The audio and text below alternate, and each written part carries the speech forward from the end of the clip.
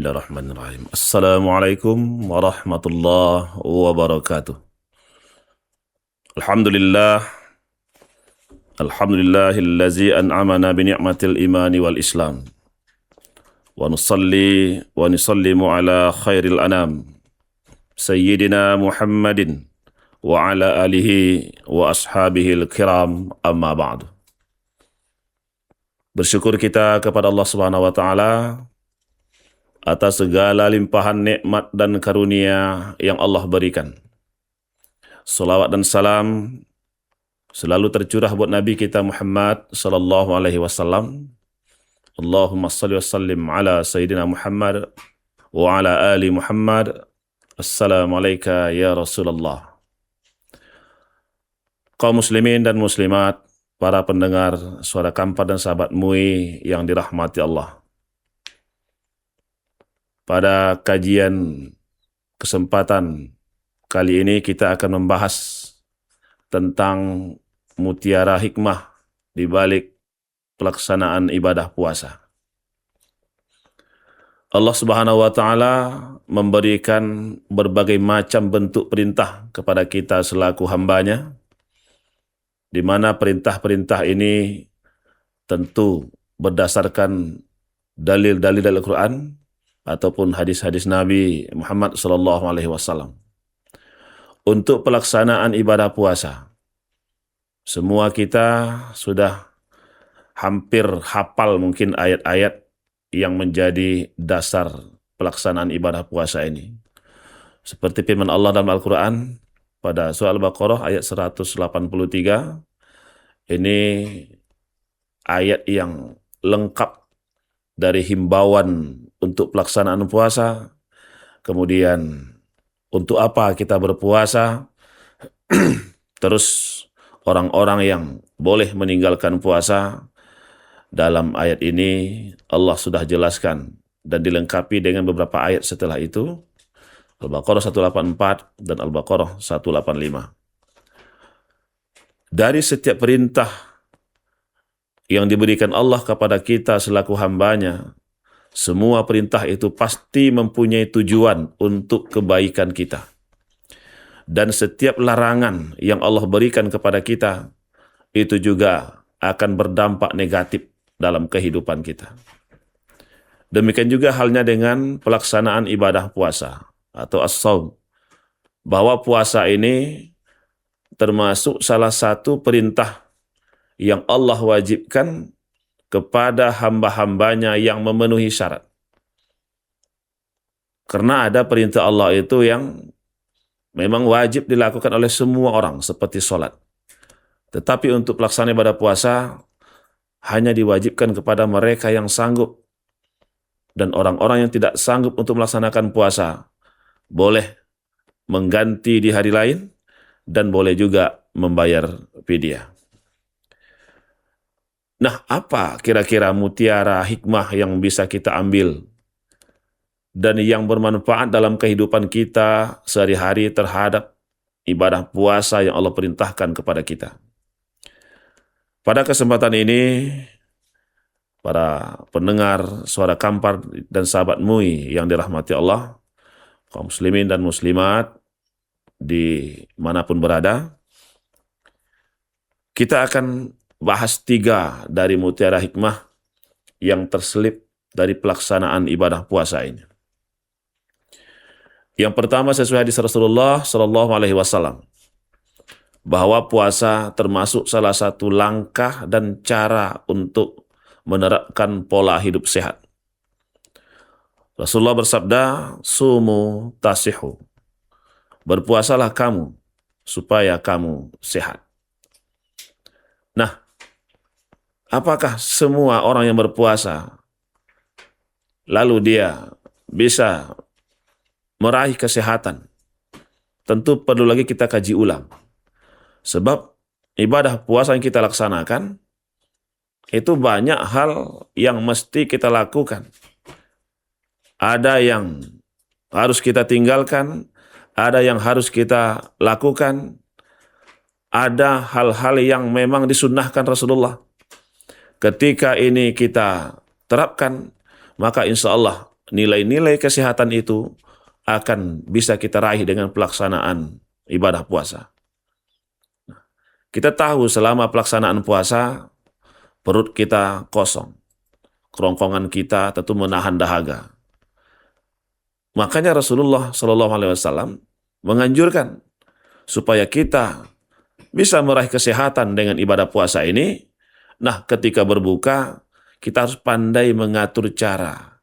Makanan apa, minuman apa yang harus kita konsumsi. Pertama, ketika kita berbuka puasa, tidak artinya kita memakan apa yang terasa. Karena pada siang hari, kita melihat semua makanan itu terasa enak. Semua minuman itu terasa enak. Maka begitu bunyi tanda berbuka, lalu kita santap semua makanan-makanan yang kadang-kadang akan berpengaruh kepada kesehatan kita. Nah, cara sahur pun diatur, cara berbuka pun diatur. Tujuannya apa? Supaya kita bisa meraih kesehatan dengan pelaksanaan ibadah puasa ini. Sehat itu sangat mahal.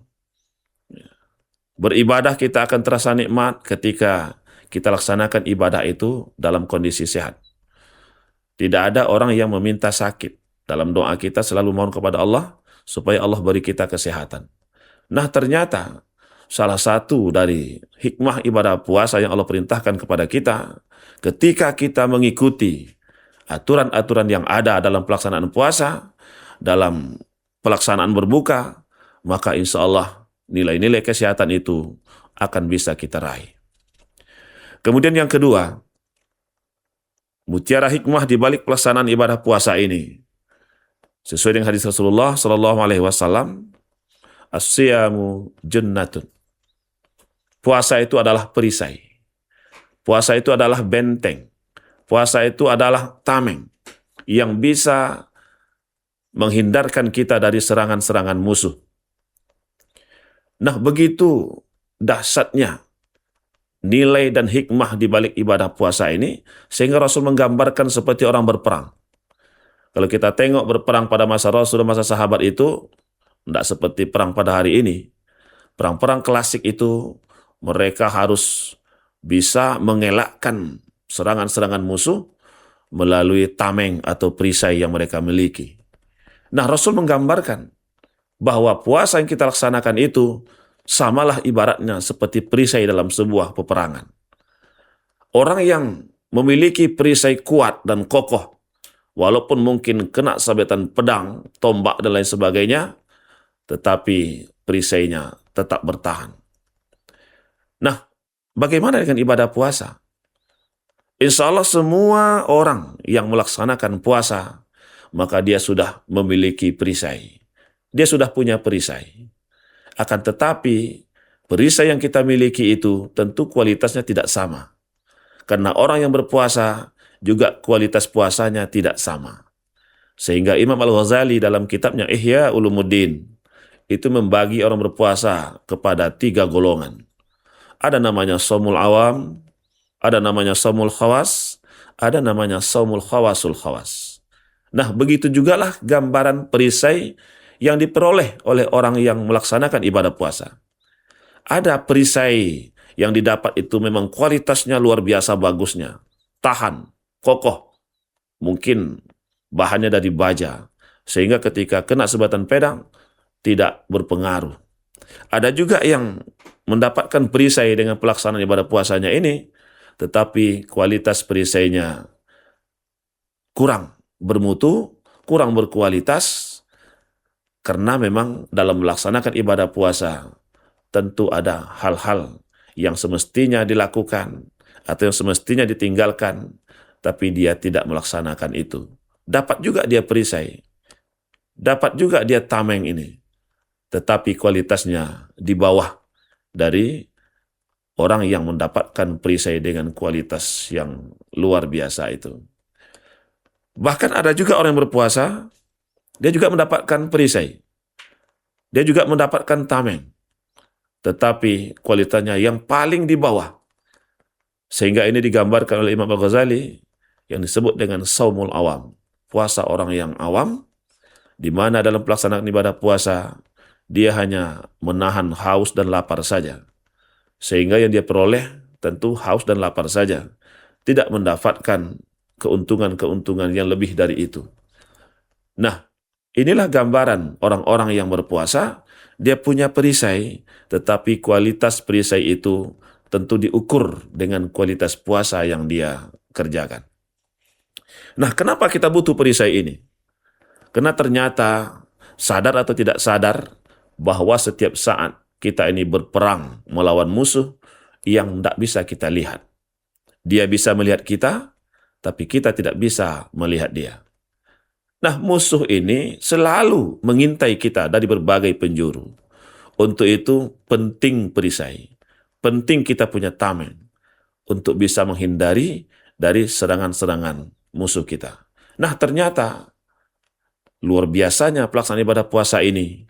Rasul gambarkan tak ubahnya seperti kita akan meraih sebuah perisai. Tentu kita berharap perisai yang kita dapat dengan puasa adalah perisai yang berkualitas dan perisai yang bermutu. Kemudian yang ketiga, para pendengar Suara Kampar dan sahabat MUI, yang luar biasa hikmah di balik pelaksanaan ibadah puasa ini adalah menghantarkan kita menjadi insan-insan muttaqin seperti yang Allah janjikan dalam Al-Baqarah 183 itu. Takwa adalah predikat tertinggi. Semua kaum muslimin, semua kaum muslimat pasti berlomba-lomba. Mereka selalu berpacu untuk bisa meraih predikat takwa ini. Karena orang-orang yang bertakwa itu di dunia Allah sudah tengokkan keunggulannya sampai ke akhirat. Apa keunggulan muttaqin di dunia yang Allah perlihatkan? Seperti yang Allah firmankan dalam surah At-Talaq ayat 2, bahwa orang-orang yang bertakwa itu kata Allah, yaj'al lahu mahraja. Itu sudah nampak di dunia. Di dunia ini orang-orang bertakwa Allah sudah berikan solusi, jalan keluar dari setiap masalah yang dia hadapi dalam hidupnya. Yaj'al lahu mahraja. Nah, kaum muslimin dan kaum muslimat, kira-kira siapa di antara kita yang tidak punya masalah dalam hidup? Begitu kita lahir, sampai nanti kita meninggalkan dunia ini, kita tidak akan pernah lepas dari masalah. Karena memang hidup itu adalah masalah, kita tidak akan bisa lari dari masalah. Nah, orang-orang yang bertakwa bukan berarti orang yang tidak punya masalah, tetapi Allah berikan dia solusi. Allah berikan dia jalan keluar dari setiap masalah yang dia hadapi dalam hidupnya. Kemudian, keunggulan muttaqin masih dalam surah At-Talaq ini, wa yarzuquhu min haitsu la yahtasib. Allah berikan dia rezeki dari jalan yang tidak pernah disangka-sangka. Nah, rezeki Allah ini kita buru setiap saat. Karena memang hidup ini kita tentu banyak kebutuhan. Orang-orang yang bertakwa, dalam kehidupannya dia menjalani garis-garis yang telah Allah tentukan. Nah, terkadang dalam kehidupannya, Allah berikan dia rezeki yang memang tidak pernah dia bayangkan. Masya Allah, luar biasa. Tapi perlu kita ingat, banyak juga orang yang mendapatkan rezeki yang tidak pernah dibayangkan, tetapi bertentangan dengan ketentuan syariat. Ya, tentu ini bukan bonus yang Allah berikan kepada mereka. Ya. Rezeki yang tidak disangka-sangka itu, yang Allah berikan bonus kepada orang-orang yang bertakwa, tentu kita tengok dalam kehidupannya sehari-hari. Kalau memang dia dekat dengan Allah, dia patuh dan taat kepada perintah Allah, lalu dia diberikan wa yarzuqhu min haitsu la yahtasib, inilah mungkin bonus kepada mereka yang Allah berikan. Kemudian untuk di akhirat, Allah akan janjikan surga, wa jannatin adwas samawati wal ard wa iddat lil muttaqin. Kaum muslimin dan muslimat, para pendengar Suara Kampar dan sahabatmu yang dirahmati Allah Subhanahu wa taala, masih banyak sebetulnya mutiara hikmah di balik pelaksanaan ibadah puasa ini, tapi setidaknya kita berharap kepada Allah, semoga 3 mutiara hikmah yang kita bahas pada kesempatan ini bisa kita raih. Amin ya rabbal alamin. Demikian, perbanyak maaf. Subhanakallahumma rabbana bihamdika asyhadu an la ilaha illa anta astaghfiruka wa atubu ilaik. Assalamualaikum warahmatullahi wabarakatuh.